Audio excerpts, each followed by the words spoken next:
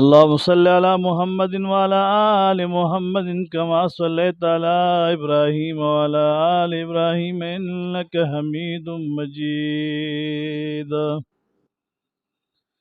بسم الله الرحمن الرحيم. شهر رمضان الذي أنزل فيه القرآن. صدق الله مولانا العظيم. زمان اسلام عزتمند مسلمانانو ماہ رمضان شریف عظیم و قدرمند میاشت مبارک شروع ده.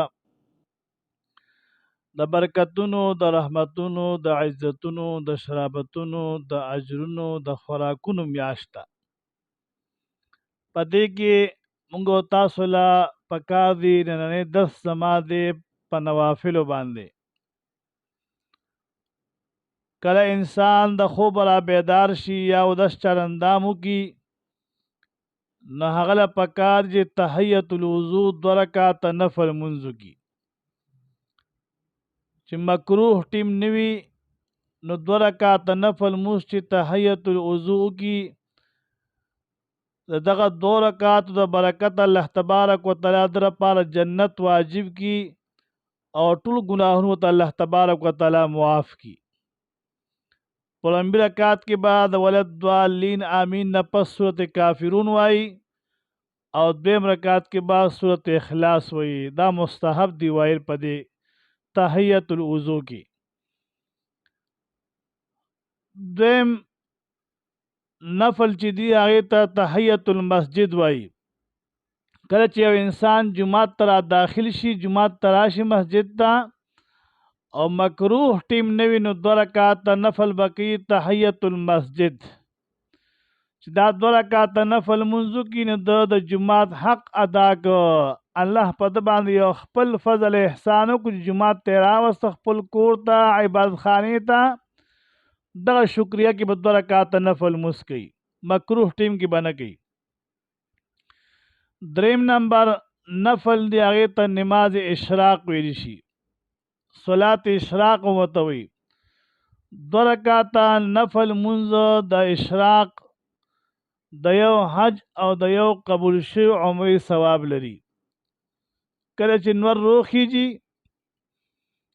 نو هغې پسې به بیا 2 رکعاته نفل یا 4 رکعاته نفل منځ کې دا ډېر فضیلت او برکت لري. د 2 عمرو او د 2 حجونو ثواب په ملاويږي، یا د یو حج او د یو عمرې ثواب په ملاويږي. حج او عمره چې کله کې نو تا ته دا ثبوت نشي پیش کېدی چې ستا حج عمره قبول لی. او د الله محبوب پیغمبر صلی الله علیه وسلم فرمایي دي چې څوک 2 رکعاته یا 4 رکعاته اشراق منځو کی دته به د یو حج او د عمرې ثواب ملاويږي. 4 نمبر نماز چاش ورته وي، د ساختي وخت مونځ څوک ورته دوحا مونځ وي.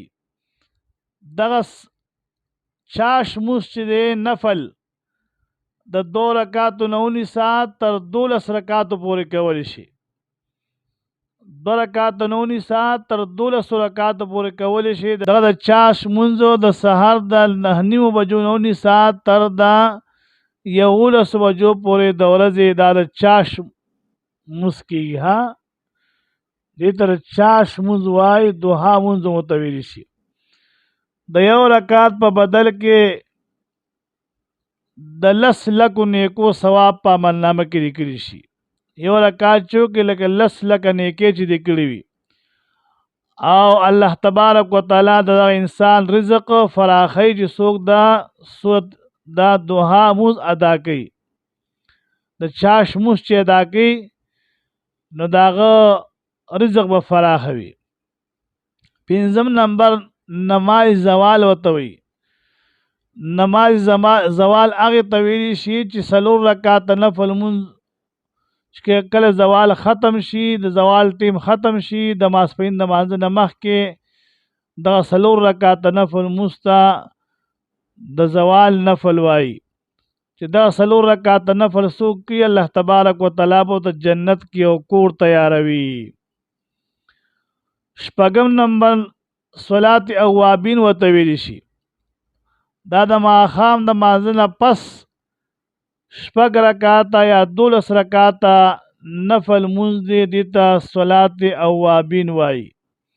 دا دومره فضیلت لري چې الله تبارک وتعالی دغه بنده چې څوک دا شپږ رکعاته کوي، الله تبارک وتعالی ورته شپږو کالو ګناهونه معاف کوي. چې څوک 12 رکعاته کوي، الله تبارک وتعالی ورته 12 کالو ګناهونه معاف کوي او را روان زندګۍ کې د ګناه نه محفوظ ساتي.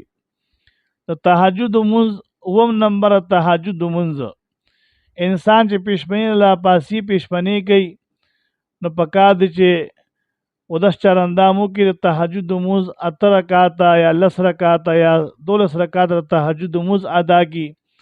بیا د هغې نه پس په خوند او په مزه باندې پیشبیني ته کینو، پیشبینیو کې نه کې خوند هم زیات وي، مزه هم پکې زیات وي چې هغه پیشبیني کې او چې همدغه شان راپاسې او خلم کنګال نه کې پیشبیني ته کینې او پیشبیني کې روټۍ خورې، هغه برکت او خوند او لذت ترې نه ختمیږي. او چې 12 رکعاته یا 8 یا 10 رکعاته نفل تهجدو کې نو دغه انسان ته الله تبارک وتعالی د اور د جهنم نه د عذاب قبر نه به دا انسان محفوظ وي چې سورت تهجد مونځ ادا کوي. د عذاب قبر نه او د اور د جهنم نه به دغه انسان محفوظ وي څوک چې د تهجد مونځ ادا کوي. عزتمند مسلمانانو دغه نوافل ورکی دي، دغه نفلونه کوي. روجه اس روجه نه ده چې دا عبادتونه پکې خامخا شي، دا خوند او دا لذت پکې حاصل شي انسان ته، نو څونه برکت پدې کې دی. الصوم لی وانا اجزی به، حضور پاک علیہ السلام همې سوچ چې د ماه رمضان روجي ساتي د دې اجر الله تبارک وتعالی په خپل باندې ورکوي.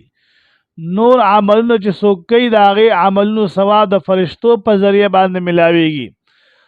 او د ماه رمضان شریف کې چې عبادت کې روجه ساتي د دې اجر الله تبارک وتعالی په خپل باندې ورکوي، بې حسابه اجرونه ورکوي. بیا د مولا کریم فخر چې څونه اجرونه ورکوي، نو دغه نفل ورکې پکار دی چې انسان دغه نفل ورکې وکړي او دته په دې باندې خیر او برکت ملو.